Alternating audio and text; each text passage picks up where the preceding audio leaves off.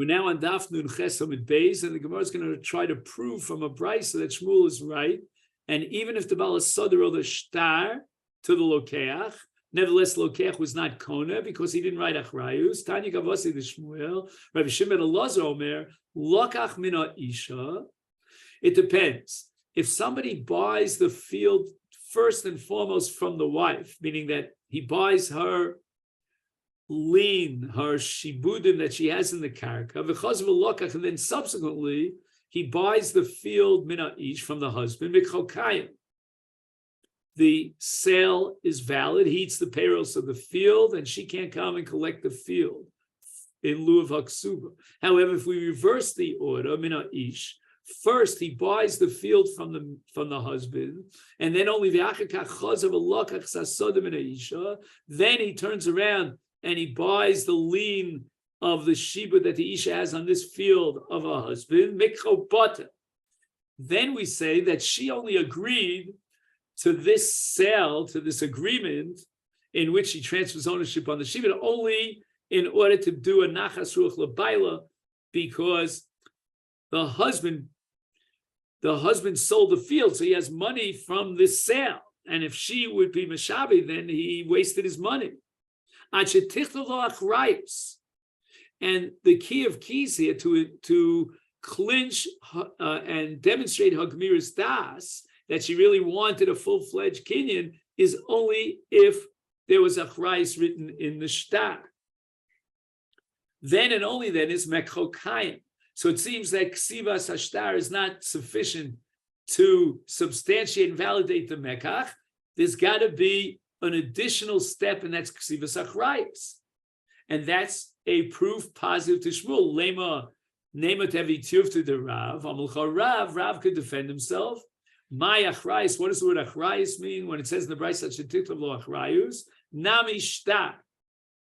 It doesn't mean that she took upon herself achrayus, that if the field is ripped out of the hands of the buyer because of the Bali Chovos. That's not what it means, but rather it was a regular shtar. It's called achrayus. The word shtar indicates achrayus. They're synonymous terms, but it doesn't have to be a special writing of achrayus in the shtar. Now, in Masechet Bava Basra Chav Ches, we have halacha ches sabatim gimel shonim miyom liyom. So if a machzik is working the field and exploiting it for 3 years without a macha, then even though he doesn't have a shtar, when he claims he bought it, he's believed. Now, if a person buys from Sikrikun and he has a claim that he went and he bought it from the original Bailim and he paid them a revia, which we're going to get into now, the 25% of the takonis as takonis chachamim, and now he's living in the Sada for 3 years consecutively, he's believed to say that he bought the field and he paid the revia. Ton Rabbanon, Minas Sikrikon, he bought it from the Sikrikon v'achola, and he ate its peros, sholosh shanim, bifnei bailim. In other words, the original bailim, that's Ruvain, was aware of the fact that Shimon, after purchasing the field for the Sikrikon, was eating the fruits of the field for 3 years consecutively. And now Shimon sells the field to Levi. The Bailim cannot register a claim against Levi, the second Lokeach who purchased it from Shimon.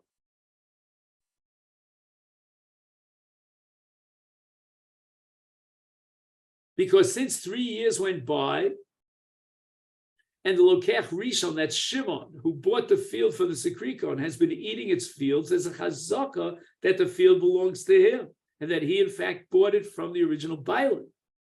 Kedasu Gittin, reflecting the Takonis Chacham, paying a revere. So the Baal Sodar can't demand, where's the Shtar Mechira that you bought the field from it? Because person doesn't guard his shtar more than 3 years. That's the yesod of Chesed Sabatim. So Gemara say Chidamim. What exactly is the case? If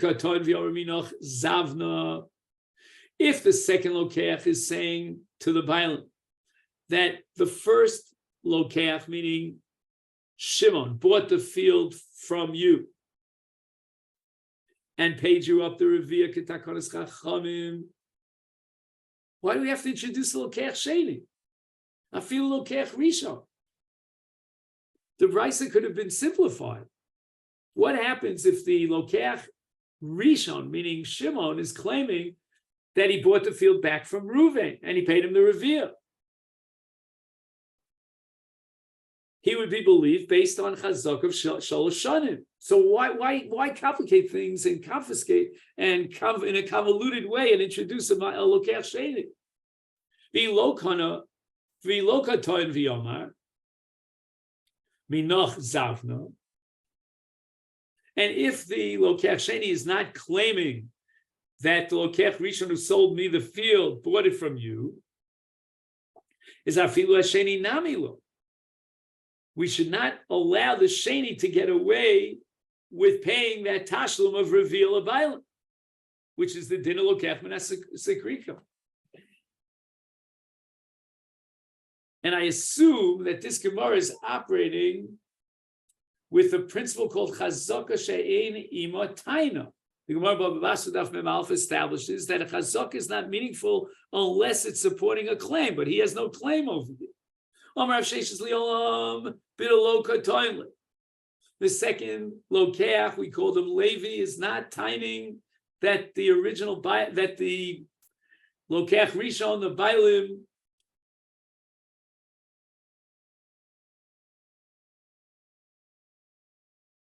paid for the karka kedasu Gittin and paid a revir. So what's the brisa teaching us?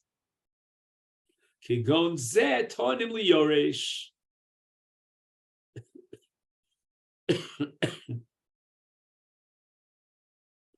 If the first buyer, we called him Shimon, lived on the field for 3 years and exploited the field eating its pears, and then he died.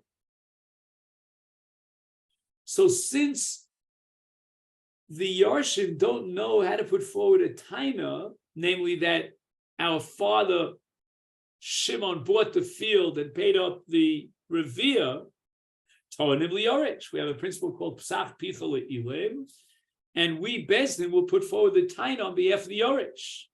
And V'tonim lokech. If, let's say, instead of dying, Shimon sold the field to Levi, and Levi doesn't have the ability to put forth the taina that Shimon had bought back the field by paying a revia to Reuven, then we'll put forward that taina on his behalf.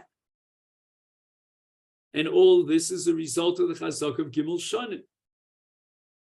Ve'idach, as far as Shimon himself is concerned, what we call the lokech rishon, he told him, if he put forth the taina that he bought it from Reuven then we believe him. And we're not going to take the field out of his possession. But the lo toiv, lo, we're not going to taina on his behalf. Okay, now the Gemara is going to make a difference, a distinction between someone who buys from Sikrikon as opposed to someone who buys from other goyim that forced, or shall I say that occupied the karkos of Israel. Tanarabon.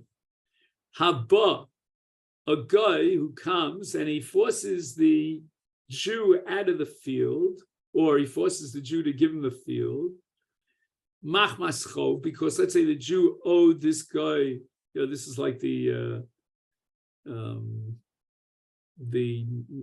parrots, all the stories we know about the parrots. You didn't pay rent, so he kicks you out of the thing.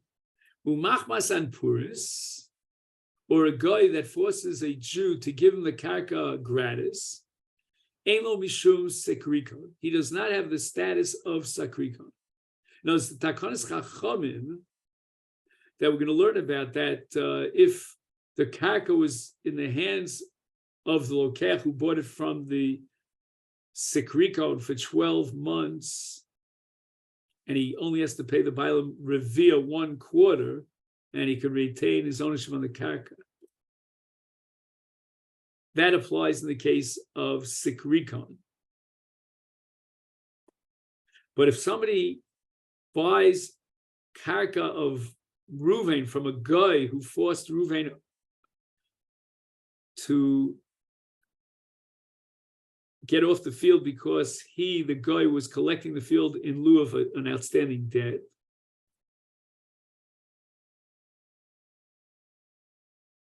so here the din is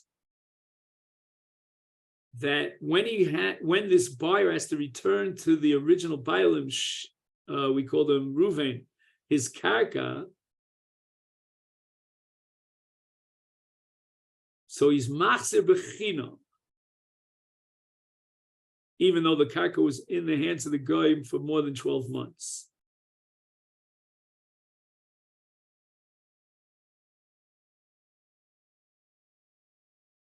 We have to understand why he gets away with having to pay that revere. V'yan parus atzma tzricha shetisha shnei masar chodesh. And in order for the sada to have the din of anparus, we need that the karka be in the hands of the guy for 12 months. If it wasn't in the hands of the guy for 12 months, then the bailim will pay mos to compensate the lokeach and take the field away from the lokeach. So the Gemara asks the following: why does the field have to be in the hands of the guy for 12 months? For Amrit, the Brisa had stated that as far as a guy who comes machmas chov or machmas anfuras is ein ba mishum sikrikon, which means that the entire din of the 12-month period was not formulated except in the only specific exclusive case of sikrikon. Which means that if there was not a period of 12 months, then the bailim could come, pay the lokech, and the karka goes back to them. But in the case of lokech, migoy sha'anas is karka Yisrael machmascho on farus, is liola mekcho bata. Even if 12 months pass by. So how could the Brisa say that in these cases of machmas chov or machmas anfuros,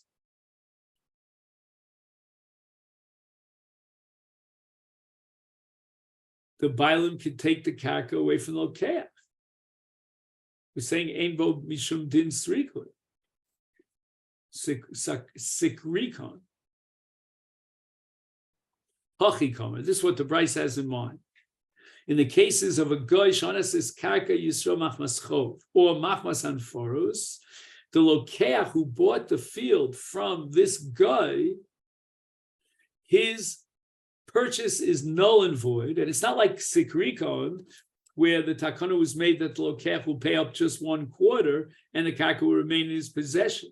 And sikrikon atzma, even in the case of sikrikon, where we said that the buyer who purchased that shimon from the sikrikon just has to pay off the original bailim by revia, even in that case, tzricha shetisha shnei masar chodesh biyad sikrikon.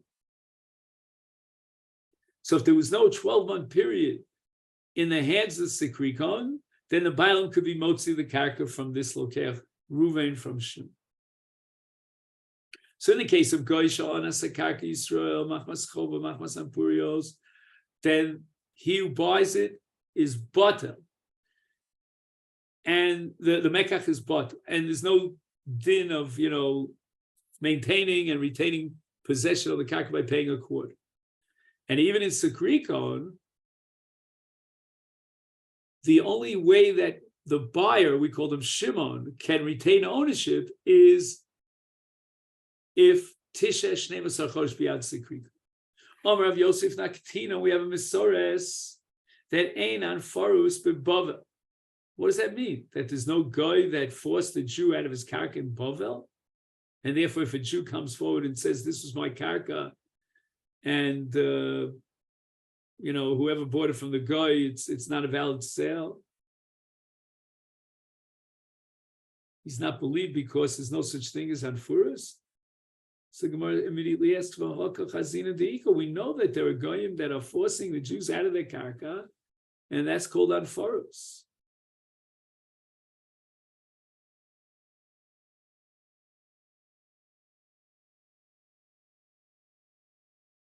Amos, says the Gemara, Ema ain din Anfuras beBavel. Even though there are cases in Bavel of Anfuras where they steal the karka from the Jew,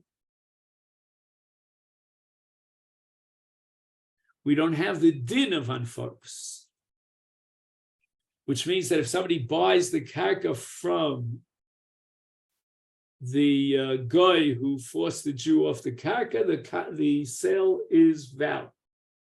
My timer. Why is there no din of Anfuras beBavel? Kema de Ika be davar. In other words, there are non-Jewish authorities, v'lo azil kabil, and when the guy forced the Jew out of his field, the Jew did not come in front of the Shaltonos in the city to register his protest. We're going to say that for sure he was mochel on the karka. That's how Rashi interprets. The Ritva says there is no such thing as mechil on karka. You need a Masechet kinyan. And therefore, the Ritva says that Mikevin Shlo Tova Ledin Eitzal Shilton Muchach Shekavanoso Lahaknos Lo Esakarka Ka'es. His intention is to be makna the karka. Okay, now in early times, the king used to collect his tax from a bika. Bika is a valley that has many, many different fields in it. And the king didn't want to collect a tax from each one of the landowners. So one of the landowners was appointed, so to speak, as the apotropos to collect the taxes from all the various field owners and pay up the melech.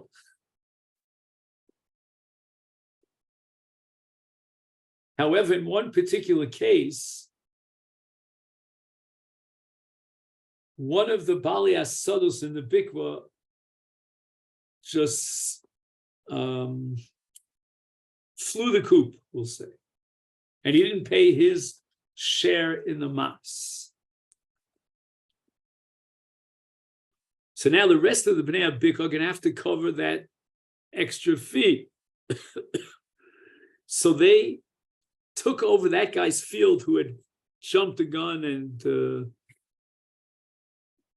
and flown the coop.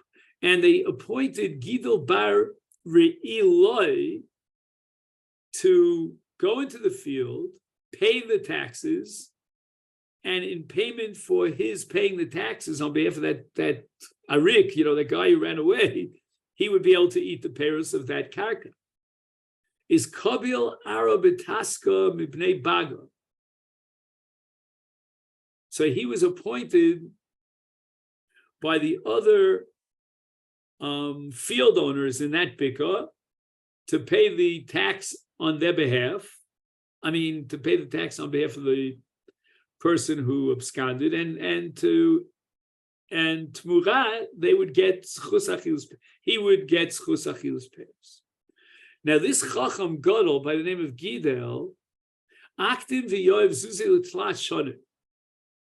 He decided to pay in advance 3 years worth of taxes. And therefore he would gain rights to eat the peiros for 3 years. L'sof osa marvasa kamai.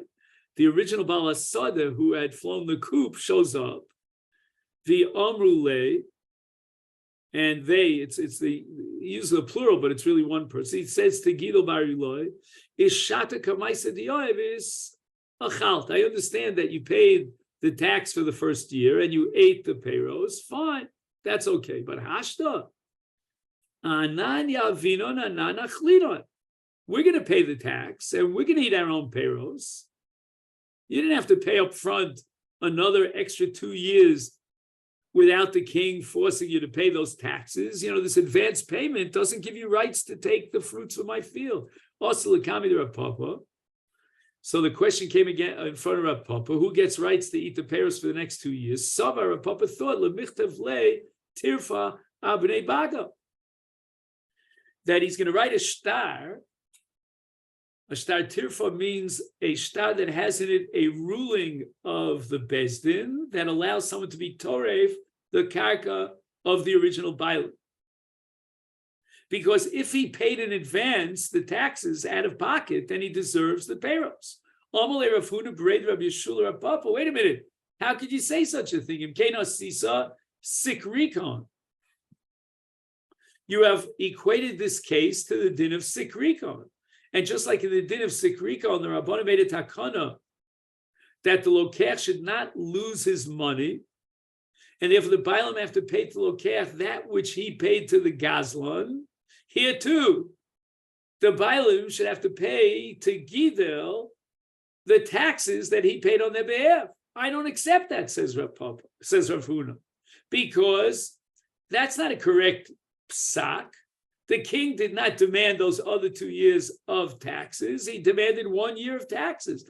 Gidel should not have been such an Ibra Chacham and be mocked him under 2 years. And therefore, he doesn't get rights to eat the peros. Elam Rav Huna B'reid Rav Yeshua. That in effect, Gidel threw his mos into the garbage bag.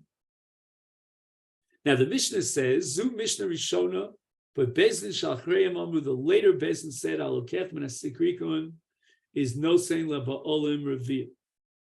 That Shimon who purchases the field from the sikrikon, all he has to do to retain his bailus on the field is to pay up the bailim 1/4 of the value of the field. Amar Rav. Rav says that this takana, that the lokech min hasakrikon has a valid purchase, and you just have to give the bailim revia, is revia b'karka or revia b'mos. That revia could be paid up either with karka, or we can convert it to its currency value of reva ma'osav, of 1/4 of the amount of money that he paid for the field. For example, let's say he bought the field from this guy at 100 zuz. He's got to pay the bailim 25 zuz. That's one possibility. Or to give him a piece of the karka that's worth 25 zuz, the revia. And it seems like the original bailim has the right to make this call, this decision. He could bang on the table and say, I want karka. Shmuel Omar, revia bekarka, shehin shlish b'mos.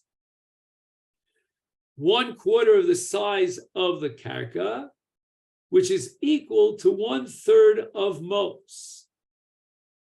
In other words, 1/4 of the karka, in terms of its size, equals 1/3 of the mos that he gave the guy. Like, let's say he paid the guy mea zuz.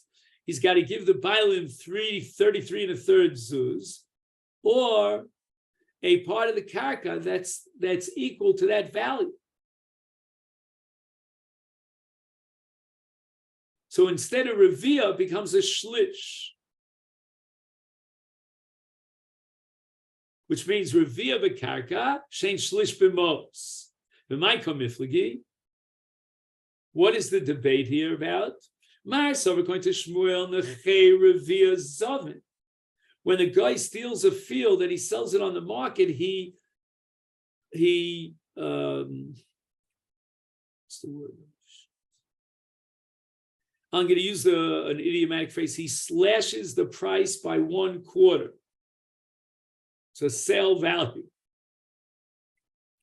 Maybe the word diminishes the value by 1/3. By 1/4.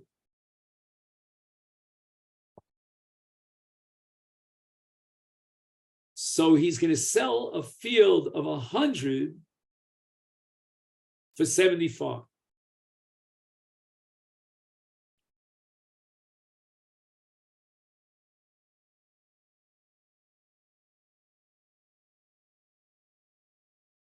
So the Masechet writes here that if the Jew paid the guy 100 zuz,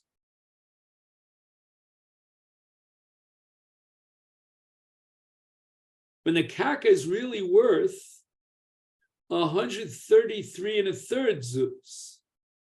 Because if you put 133 and a third over 4, you get a reva. So the guy reduced the price of the field by 33 and a third zuz, and the Jew's going to have to pay that value to the bailam, the value of 33 and a third zuz.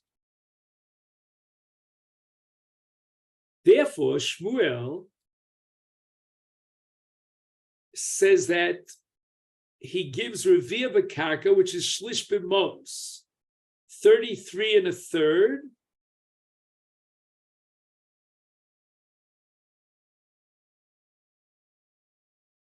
which is 1/4 of the karka that's worth 133 and a third, which is equal to a Shlish Mos that he paid for at 100. Mar Savar, whereas Rav holds the Chi Chumsha Zovin, he's going to sell it at a reduced price of 1/5. So therefore, the Jew paid, if he paid the guy 100 zuz, and it's really worth 125 zuz, the guy is going to reduce it by 25 zuz, and the Jew has to pay that value to the bailam. So the Gemara now has a kasha on Shmuel. Meisvei, we have a brisa that says Mishnah Rishona, Zu Mishnah Rishona, but Beis Shalach Reim Omru Alokech Van Hasik Rikon is no saying la bailim or via bailim al Yona. That means the bailim have the right to make a choice and decide one of two possibilities. Ratzu bekarka, if the bailim want to get paid one revi of karka, notlim, they take a revi of karka. Im ratzu bimos, if they prefer to get a revi of bimos, notlim, they take a revi of bimos. Same aside. And when is the lokeach? We call them Shimon Zochin, the karka that he bought from the Sikrikon, by paying a reveal. If the bailam don't have money to pay. If the original bailam that we call them Ruvain have money, cash to pay, then they get kedima, they get priority. Likach, they can buy the karka, and then they'll give back the lokech his mos that he paid the Sikrikon, and they acquire full-fledged ownership on the karka. However, Rebbe Hoshev Bezdin the Nimnu means they were Omid Laminyan and they issued a verdict. She'im Shasa Bifnei Sikrikon Shneimasa Chodesh. If the karka was in the hands of the Sikrikon for a year, Shuv Ein Abayim Lichom Lahotzim Alakuchos. V'chol Kodem Likach Zocha. Whoever gets a chance, first dibs at buying the karka from the Sikrikon, he acquires the field. Aval Nosin L'Bayim Revia B'karka or Revia B'mos. Exactly like Rav said, that Revia means Revia me'amos and Nosan L'Goy. The Gemara says, Rav Ashi ki Tanya hi li acher shebo amos li yoda. When the Brisa says that he gives a Revia b'mos, the intention was we estimate that value li acher shebo mos li yoda. After the shlish comes into the hands of the bailim, that means Haschum shekibu abaylim hu revia, it's 1/4 of the schum kolel of the total value that the lokeach paid for the sod. So if he paid 133 and a third zuz,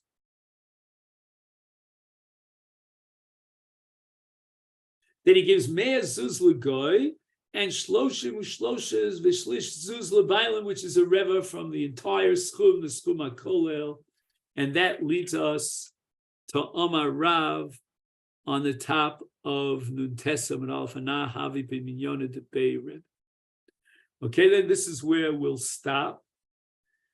And with Hashem's help, we'll get to tomorrow to the next Mishnah, Nuntes, and maybe life will be a little bit easier.